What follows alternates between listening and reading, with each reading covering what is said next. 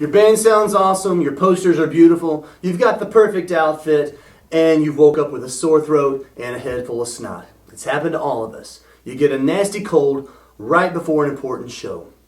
What now? In this video, I'm going to lay out your options and try to give you a decent shot at getting through your show without being an embarrassment to your family. There's no way you're going to sound your best, but I can usually get your voice back enough that you can pull through. First, you need to understand what's happening in your body. Mucus is produced by a group of special cells called mucosa. When you're healthy, your body produces about 3 pints of this nasty crap every day. It just sort of slides down and you don't really notice it. When you're sick, your immune system sends little warriors, white blood cells, called neutrophils, to the area of infection. They have a greenish colored enzyme and can sometimes make your snot turn green too. So now that you have a cold, your body is going into overdrive, making tons of snot, trying to keep the cooties from getting into your respiratory system. So now there's goo flooding your lungs, and you started coughing. Your larynx is very sensitive, so the excess of mucus causes it to swell and the cords become irritated. Now they can't close like they need to, so suddenly you sound like Marlon Brando on a whiskey binge. Taking an antihistamine can help dry up the snot, but it will also make your laryngitis worse due to dehydration. There's also another factor that's compromising your voice, and that's reflux. Reflux is when acid creeps up from your tummy and it cuddles with your esophagus and your pharynx and your larynx while you're sleeping.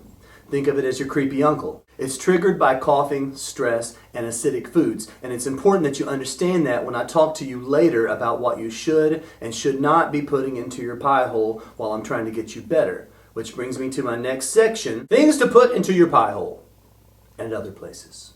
Mucinex. Just like the name implies, its goal is to take the mucin, or the sticky, out of your snot so it's more watery, less likely to cause problems, and more easily booted from your system. Take some Advil, or any anti-inflammatory of your choice.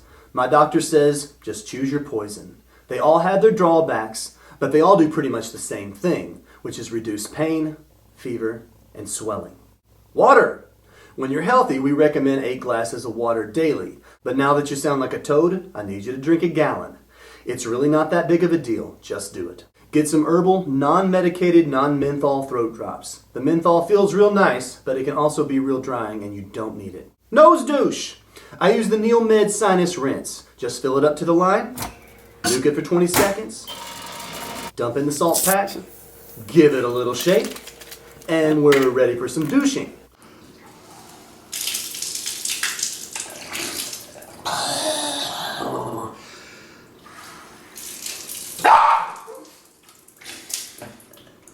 This is one of the most important things you can be doing right now, twice a day. And because Nashville is the allergy capital of the universe, I use it every day, even when I'm well. What about honey, lemon, and tea? Stop recommending this because it's the stupidest thing that you can do. Black tea is high in tannic acid, which is what tanners use to make leather. Yeah. The lemon is much too acidic, and it will trigger your reflux, which will further irritate the already tender flesh of the pharynx. The honey is actually a very effective cough suppressant, but the high sugar content makes it an unwise compromise. That rhymes, and things that rhyme are true. Herbal teas like peppermint, chamomile, ginger, or especially throat coat, these are better choices. I recommend throat coat. Heat it up for 2 minutes, then forget about it for 30. It contains hard herbs that need extra time to steep. Reheat it, and it's ready to go. Get a good humidifier. I use this one. And this one. And I keep this one in my gig bag when I'm on tour.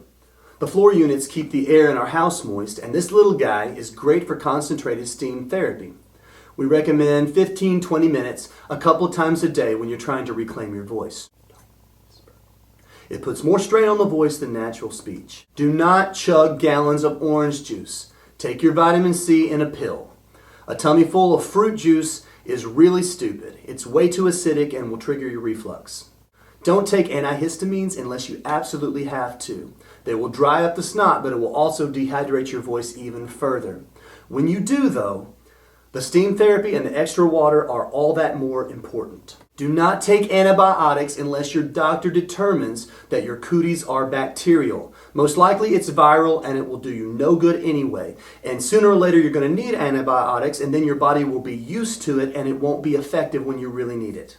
And finally, if you've got something really important, like a showcase, a TV appearance, a bar mitzvah, a major gig that you cannot move, get a cortisone shot in the butt.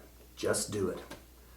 3 days before the show is ideal. Now, if you do this after your gig, you have to shut up for a while and let your voice heal up naturally. The shot will make you feel like you're better when you're really not. So get the shot, do the vocal exercises I'm going to show you later, do your show, then do not sing for a while or you can really yourself up. Do you understand? Even consider getting scoped by your ENT after all of this is over.